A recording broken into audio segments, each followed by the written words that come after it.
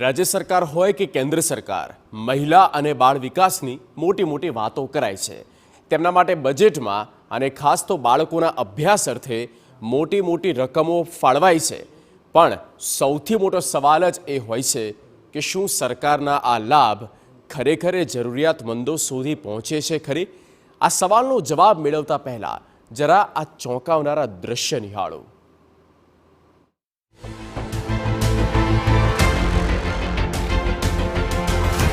દુકાનમાં શું મળે? તમે કહેશો કે આ તો વળી કેવો સવાલ છે. દુકાનમાં જે જોઈએ મળે, અનાજ, કરિયાણું, કાપડ, સોનું, ઘણું બધું મળે. પણ દુકાનમાં ભણતર મળે? મળે તો નહીં, પણ આપણા ગુજરાતના શિક્ષણ વિભાગનું કંઈ કહેવાય એવું નથી. ભાઈ, અહીં તો દુકાનમાં આંગણવાડી પણ ચાલતી હોય. વાત તમને માનવામાં ન આવે તો ચાલો ભાવનગરમાં જોઈ લો.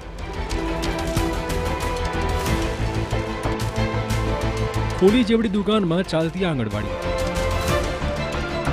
ચારે તરફ ગંદકીના ઢગલા, ન બેસવાની જગ્યા. અહીંયા તમને ન આંગણું જોવા મળશે, ન કોઈ વાડી.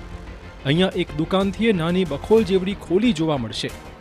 આ છે ભાવનગરના શિવનગર વિસ્તારમાં ચાલતી 151 નંબરની એક નાનકડી આંગણવાડી. આ આંગણવાડી જોઈને આપણને શરમ આવે કે આપણા સમૃદ્ધ કહેવાતા ગુજરાતમાં ભૂલકાઓની આવી સ્થિતિ. આમ તો ગુજરાતમાં વિકાસ પાછળ કરોડોનો ખર્ચો થાય છે. મોટા મોટા બ્રિજ, તળાવો, ગાર્ડન, મંદિરો બધું જ બને છે.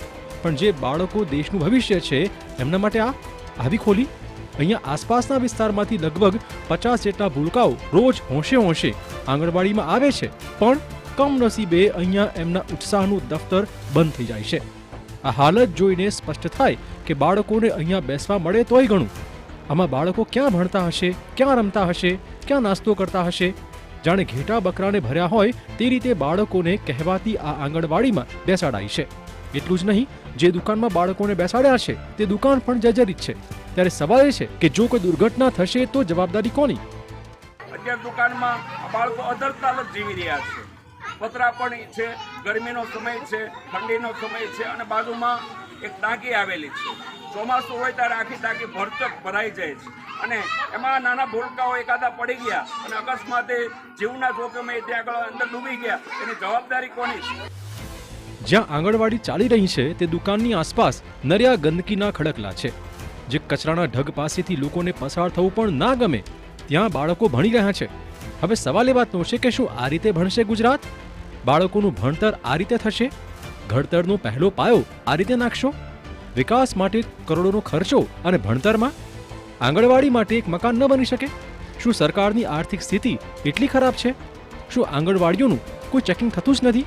ખેલેંગે ગુજરાત, ભણેગે ગુજરાત, વાત સ્લોગન બહુ સારા છે. કરોડો રૂપિયા શિક્ષણ પાછળ વાપરે છે. પણ આ આંગણવાડીની સ્થિતિ જોઈએ તો જર્જરિત છે. બહાર ગંદકી છે, ઇલેક્ટ્રિક થાંભલો છે. આ પરિસ્થિતિમાં આપણા ભૂલકાઓ પડી રહ્યા છે. આની ચિંતા નથી.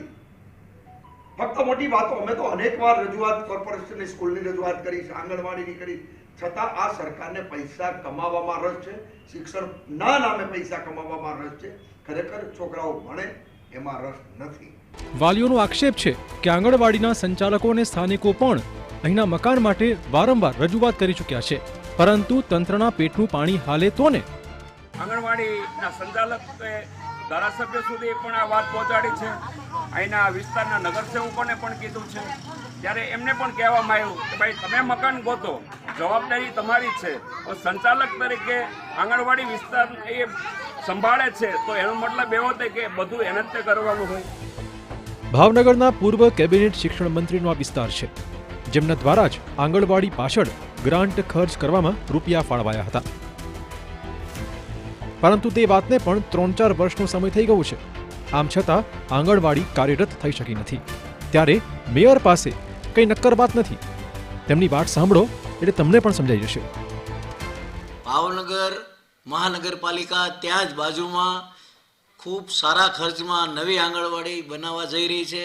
અને આમ છતાંય અમે તપાસ કરી લઈએ છીએ કે જર્જરિત તો નથી ને દુકાન અથવા મકાન, અને વાલીઓની મંજૂરીથી આ આંગણવાડી ચાલી રહી છે. કોઈને કાંઈ તકલીફ નથી અને જેમ બને તેમ ઝડપથી ત્યાં નવી આંગણવાડીનું નિર્માણ થઈ રહ્યું છે.